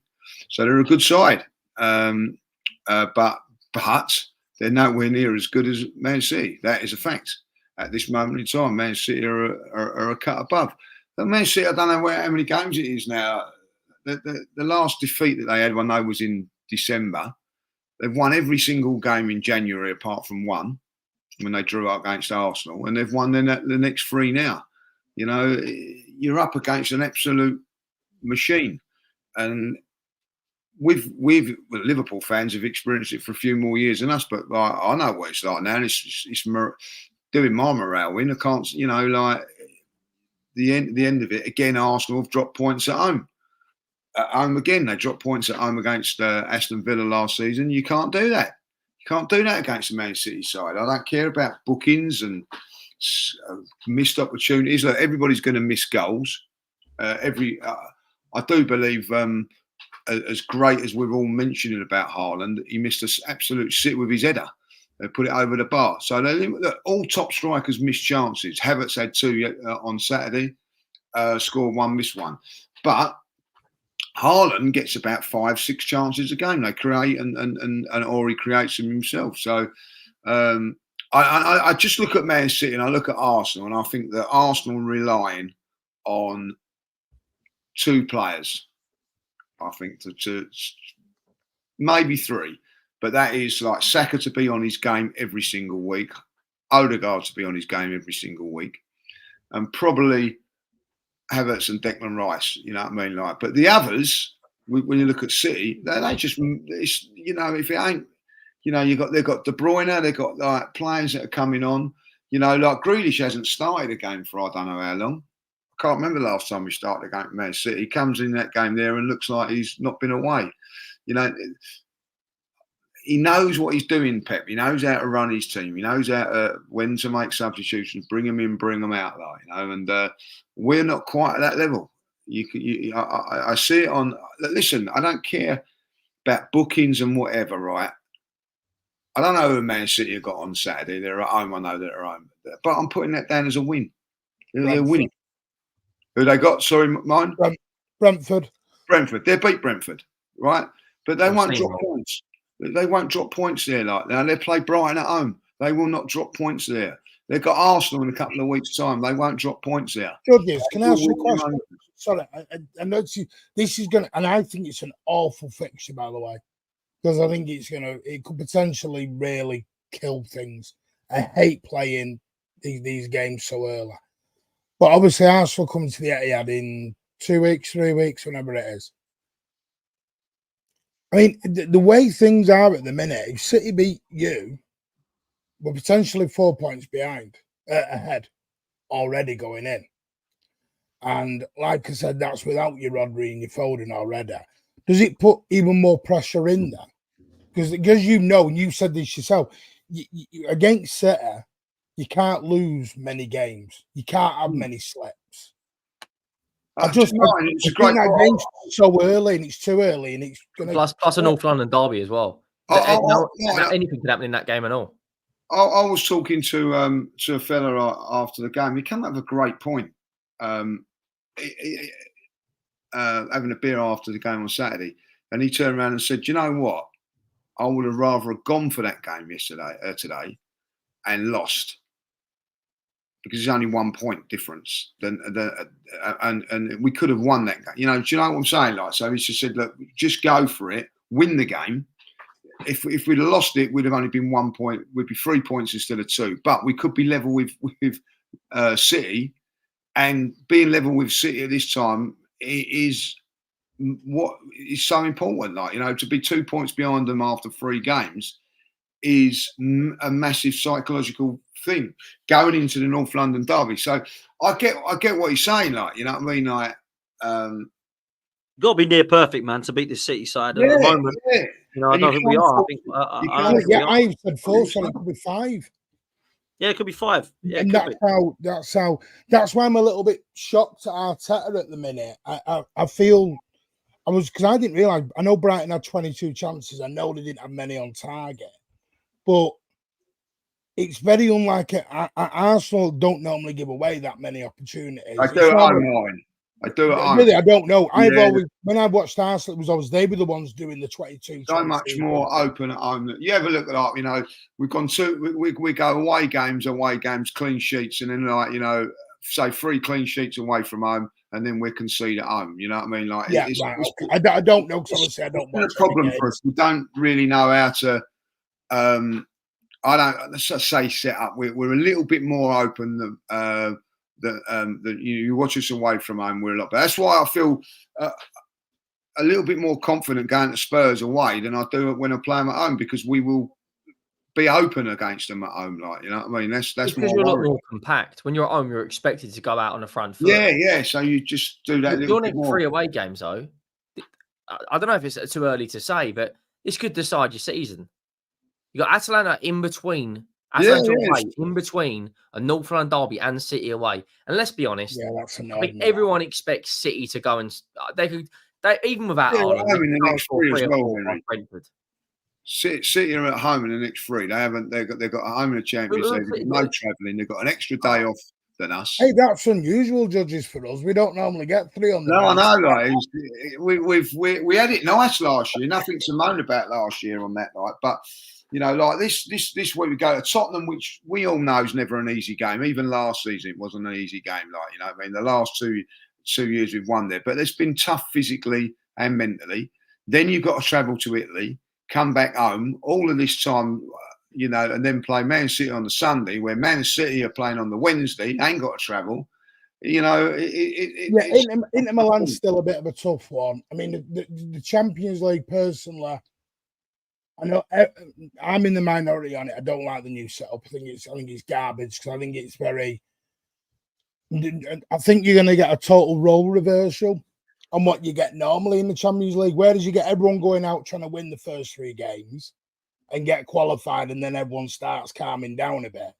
The way this league format is they've done away with the away goal rule, but I think goal difference is going to be huge when it comes to them last game week 6, 7, and 8. Because if you're in 9th or 10th spot, goal difference could get you back into the top 8. So you're going to have like ding dongs going on in match day 8, where you could end up with 3-3s, 3-2s. You're going to end up with silly results. So I hate the fact we've got Inter Milan so early. First game in Inter Milan, tough game. They're going to probably park the bus up at the Etihad. So we're going to have to go. Rodri's not even played. So when does Rodri get match fit? Foden's apparently got COVID at the moment. We don't know. We just keep getting told illness. But he's pulled out the England squad. So it's a weird one at me. I just don't like the format. I think it's going to ruin it all. I think it's going to ruin chances. And isn't there a League Cup game in there at all? Haven't no, it's been rearranged. We've got the following week. Rearranging it. And it's the following week now, like, you know. So like, we've not announced ours yet. We've got Coventry. We've got Coventry 2 days. We've got North London derby, Coventry. 2 days after that, Europa League. 2 days after that, another game. Surely you can't play 4 games. No, you ain't got a Europa League game this week. After that, surely. Yeah, we've got 4 games in a week.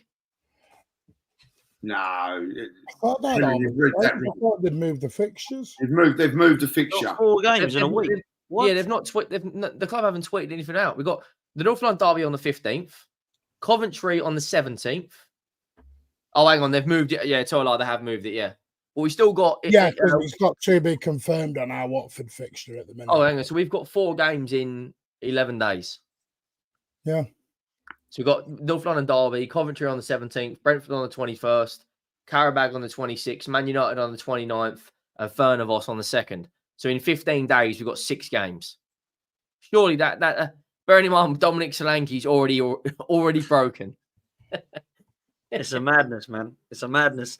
Listen, there's going to be a load more games. That's why we need a big squad. And Manchester City have got the best squad. Arsenal are preying on injuries, and we are relying on players that got injured all last season, like Thomas Partey. It's the biggest. We'll say that, Dan. This is the biggest squad we've had in 3.5, 4 years. Yeah. We're Well, at listen, 24 everyone now. told me that you needed to replace Mahrez and Gundogan, and you've replaced them now with Gundogan and Savio or Savinho. Is it Savio or Savinho? I don't know what one it is. Savio, but we've been told we must call him Savinho. Yeah, but Okay. do you know the scary thing is, Dan? I'm sorry, I'm whittling on it, but the scary thing is about this is Gundogan's a plaster. Very good plaster, a very good stopgap. He's only signed a 1+1. And then hopefully he'll go on to the coaching staff, or he'll go off to New York or wherever in the CFG. But to me, you've got KDB, who I think will probably sign a year extension. But I think City will make moves next summer. That's when I think we will spend our money is next summer. I think you'll bring someone in January too. I think January will bring. We already have got Echeverry coming in from is it River Plate or the Argentine man. Yeah, we've got him coming in. Oscar Bob's due back in, and they've got bigger things for Oscar Bob than what they had for Cole Palmer. So, and Oscar Bob had a wild he was great in pre-season. So we'll have to say. The scary thing is, I don't think Pep's going to leave. I think he does extend. I think the Gundogan signing confirmed that for me. He's not going to bring Gundogan in and then walk out on him 6 months later. Yeah, it's quite. I'm excited, but I know it can all come to an end. Can all come to an end tomorrow. But I know you want to ask because I'm going to shoot me on the referee. I'm different on this, Dan. I think the Rice decision was right, but the Pedro should have been right as well. What we've now done as fans is, because I saw it on Saturday, well, Rice shouldn't have been booked. He should have been, but then the referee got it wrong the week before. Yes, they did. He 100% got it wrong the week before. But there's an old saying, 2 wrongs don't make a right. What we're now doing is, as fans, we want referees, because they were crap the week before, to be crap this week because it was against us, if that makes sense. I understand that, and I get it. For me, Rice was the right decision. It was just a shame these referees are not consistent enough. They're not right. That's my issue. And I think we, as fans, we've got to come out of this. We're now encouraging referees to make the wrong decisions because it doesn't suit what we want. It's like Rodri last season. He got sent off against Forest for putting his hands around someone's neck. And there was who did you play last week? Who did it to your lads? Wolves, and he got away with it. It just happens. I know it's crap. What was the game with the goalkeeper clothesline someone and that wasn't even looked at? Oh no, that was Joe Linton clotheslining the goalkeeper. Yeah, that wasn't even looked at. I know it's wrong. I get it is wrong, but yeah. Listen, I'm with you. The consistency is terrible. The officiating. Yeah, that's all it is. Consistency. Exactly. Dan, just before we go, I just want to look. I know we've got I'm just looking through the fixtures because they've all come out now, So, obviously those 3 games are really tough. Spurs away, and they've done it to us again twice. Spurs away, Atlanta away. It's the Inter Milan one, isn't it? Between the Newcastle and Chelsea. So now we've got in November now. If you want to even put it in there, you've got Liverpool at home. Right, then you're away to Newcastle, away to Inter Milan, and away to Chelsea, and then international break. So, there's another international break. Yeah, from November. Yeah, so we've got Liverpool at home, Newcastle away, Inter Milan away, Chelsea at home. Jesus, Chelsea at home. Sorry, no, Chelsea away.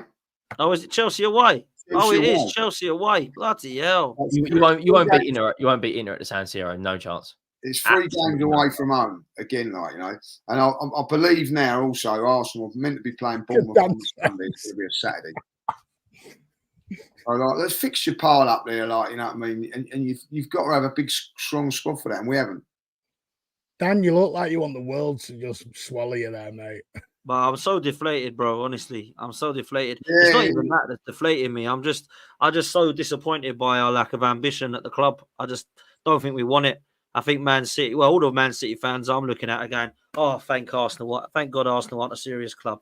Jesus Christ. And Liverpool as well. Sterling one surprised me. The Sterling one did surprise me. Don't get me wrong, I think Sterling's a very good player. But the one thing I think you're missing in your team is what Sterling won't give you. Facts. So you're missing that, that key when you need that clinical guy, when the game's a bit tight to come on and bang. That was the reason we sold Sterling. Listen, I'm not one of these City fans who says Sterling is crap, get him out, blah, blah, blah. Sterling was phenomenal for us. But again, the reason we sold him is because he was no longer becoming clinical. He was sort of missing those chances. He was missing open nets from a yard. Hey, Martin, we're trying to beat you with the players you didn't want. No, I don't mean that. But what I mean is Arsenal, for me, are not far away. They're not. No, we're not. That's what's frustrating, though. But you need, for me, like Judge just said, you're missing that little piece. How can Sterling be the answer when he wasn't the answer for City 3 years ago? Yeah, exactly. You know what I mean? It's a weird one. I don't know. No, you're right, man. You were thinking about fixture pile up just very, very, very quickly. Yeah, go on, Henry. Tottenham have got Villa on the 2nd, away. Away. Galatasaray away, which will not be easy. You don't want to go out there. No, I didn't know Arsenal had Galatasaray. Ooh. Yeah, that's going to be No, that's Tottenham. This is Tottenham. Then we got an international break. Then we got, for some reason, 2 days after Galatasaray, we got Ipswich away. Ipswich at home. Then there's another international break. Then it's City away, Roma at home, Fulham away, Bournemouth away, Chelsea at home, Rangers away, and then we play Liverpool with one striker because Richarlison apparently is not in the plans. So we're all in the same boat. I mean, hopefully I'm going to do Rangers away because that'll be electric up there. Yeah. I'll tell you what, the fixtures are going to be tough. You know what I mean? And that's where I think, Man City have been very, very clever bringing in Gundogan back and all that. And all those players, as Martin said, are not playing now. They will be when those games come about. They'll all be back ready and all that, and rested. And it's clever what he's done, you know what I mean? And I think it's going to be a tough season, man, for us. I really do. It's going to be hard to keep up with these guys. I really do. But we're extra 4 games, and that's, I think, don't suit the likes of Arsenal, maybe even Liverpool as well. But you've got to have a big squad. Yeah, things can change. Injuries happen. You never know. Lee, do you reckon you'll beat Spurs? I think I do. I think we'll be all right against Spurs. Defensively, I think we're sound, and I think we'll be all right. Not so much City. Do you not think he's going to have one eye on that Champions League game and the City game, though? Do you reckon he'll rotate at all? He'll rotate in the game against Atlanta. He'll have to take a point there, or listen, we ain't winning. We ain't. Well, I don't think we're going to win the Premier League, but we're definitely not winning the Champions League. So, I never got excited. I told Dan about this the other day when I was doing the draw. I ain't excited about Champions League. I go to the games, but I'm not excited about it because at the end of the day, we're not good enough, and we haven't got a big enough squad to compete with that intensity of it all. You can't go away. We've got away in those 3 games. You can't go away to Tottenham, away to Atlanta, and away to Man City with the same 11. You cannot do that. And you certainly can't do it another month later when you go away to Newcastle, away to Inter Milan, and away to Chelsea. All difficult games. As it happens, this front 3 now is a lot tougher than those 3. Away to Man City and away to Tottenham is probably the 2 toughest games that we're going to get for obvious reasons. Do you look at on the flip side though? The back end of the season, you have Spurs and City at home. So yeah. But swings and roundabouts. Could be out of it by then. Don't matter. You know, that's the Let's thing. hope we're not, man. We've got to win. Yeah, I think we've got to win both we games. I really do. can't- I think we've got to finally go to the Etihad. We've got to win instead of this. Just get a draw. You know, we've got to win the Etihad. Would you We've got take to a beat draw right Spurs. now? Nah, What, because I don't think. What, Tottenham? Nah, I got to beat Tottenham, man. No, No, no, if I offered you 4 points, right? Hypothetically, you beat us and you get a draw at City, would you take it? Of course, yeah, 100%. And then I'm going to say no, man. I'm going to say no. We got to go Etihad and win, man. We can't keep going and drawing at these places. We've got to get across the line, man. We've got to. So I'd roll the dice and go for 2 wins because we got to, man. That's the way I see it. Right. No, listen, Dan, it's brave. I get it. But it's one of them at the Etihad. Do you come out and play and get the opportunity? Because the trouble is, people who come out and play tend to get smacked the other way because obviously we've got the room then. A lot of teams, the bus up. We just counter attack. That's how Tottenham beat for about 5 years. If you look at the City Tottenham games, they're what I like to call a basketball game. They just come end to end, and nobody's and the midfields are just ignored because everyone just starts balls over the top balls. That's what Tottenham did at the Etihad. It was 2 or 3 balls over the top, and we were like, "What?" And it was the same thing because people, and I hate games like that. We were coming out going, "Don't want to play basketball."